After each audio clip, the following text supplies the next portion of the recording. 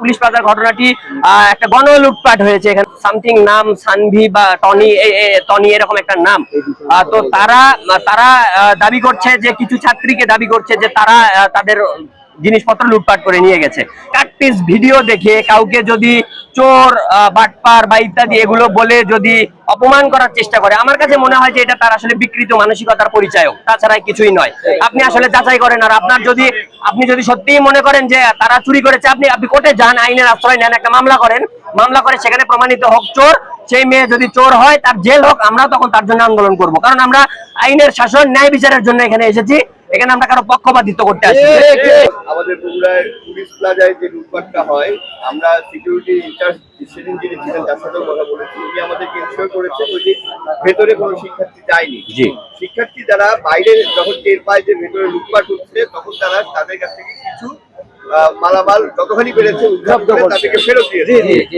কিন্তু ওই ফেরত দেওয়ার সময় কিছু শিক্ষার্থী আমাদের বগুড়ার এখানে উপস্থিত আছে, আমাদের কয়েকটা বোনের হাতে কিছু জামা কাপড় ছিল, সেই জামা কাপড়ের ভিডিওটা যখন ভাইরাল হয় তখন ওইটা নিয়ে ওই পুরো একজন স্পেসিফিক দোকান মালিক দাবি করছেন যে ওই জামা কাপড়গুলো তার, এবং সেগুলো ওই শিক্ষার্থীকে একদম খুব ন্যাক্কারজনক ভাবে চোর বলা হচ্ছে, অশালীন ভাষায় গালাগালি করা হচ্ছে, পোস্টার বানাবে, নানান কিছু বলা হচ্ছে। আমাদের এই মেয়েগুলা এখন বাইরে জনসম্মুখে আসা তাদের জন্য খুবই বিব্রতকর পরিস্থিতি তৈরি হয়েছে, সম্মানহানি হচ্ছে।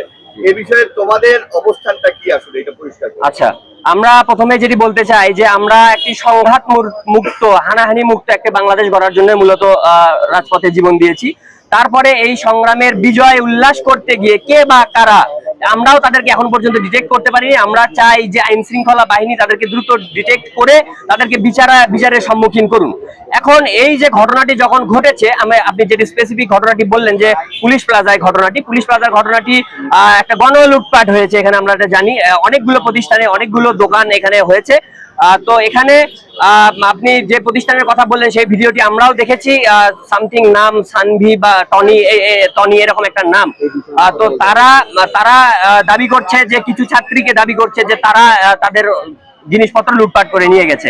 কিন্তু যেটি আপনি ইতিমধ্যে নিজে বলেছেন এবং আমরা এটা সকলেই জানি যে সেই সময় দুর্বৃত্তরা হামলা করে এই যে লুটপাট চালাচ্ছিল, এবং শিক্ষার্থীরা কিন্তু তাদেরকে প্রতিরোধ করার চেষ্টা করে, এবং তার ফলশ্রুতিতে যখন এই লুটপাটকারীরা, এই দুষ্কৃতিকারীরা যখন পালিয়ে যায়, তাদের লুটপাটকৃত জিনিসপত্রগুলো রাস্তায় ফেলে, তখন এই শিক্ষার্থীরা এই জিনিসগুলোকে কুড়িয়ে নিয়ে এক জায়গায় গোছাচ্ছিল যেন এই মার্কেট কর্তৃপক্ষ বা এই দোকানদারদেরকে যেন জিনিসগুলো ফেরত দেওয়া যায়।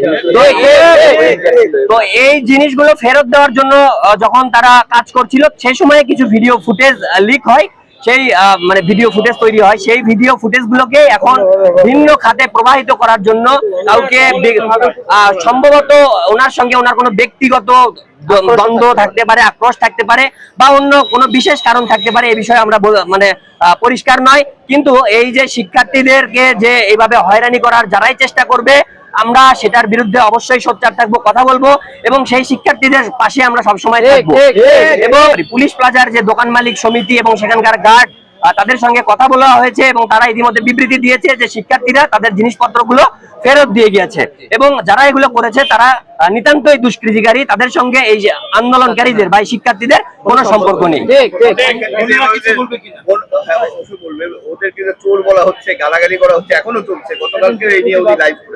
কেউ যদি এরকম একটি কাটপিস ভিডিও দেখে কাউকে যদি চোর বাটপার বা ইত্যাদি এগুলো বলে যদি অপমান করার চেষ্টা করে, আমার কাছে মনে হয় যে এটা তার আসলে বিকৃত মানসিকতার পরিচয়ক, তাছাড়া কিছুই নয়।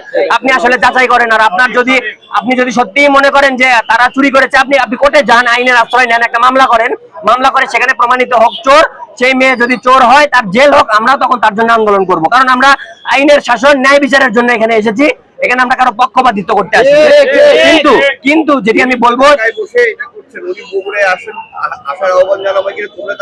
জি অবশ্যই আমরা এই যে টনি, যে দোকানটার মালিক, যিনি এই প্রচারণা চালাচ্ছেন, মেয়েদেরকে চোর বলছেন, আমি তাকে আহ্বান জানাতে চাই যে আপনি আমাদের কাছে আসেন, আমরা এখানে আছি, আমরা আপনাকে সর্বাত্মক সহযোগিতা করব আপনার এই বিষয়গুলো উদ্ঘাটন করার জন্য, কারা এর সঙ্গে জড়িত, এবং পুরো বিষয়টা আপনার কাছে পরিষ্কার করা হবে। এবং অনুরোধ থাকবে, দয়া করে আপনি নিশ্চিত না হওয়া পর্যন্ত আবেগের বশবর্তী হয়ে কারো উপরে কোনো ক্ষোভ ঝাড়বেন না।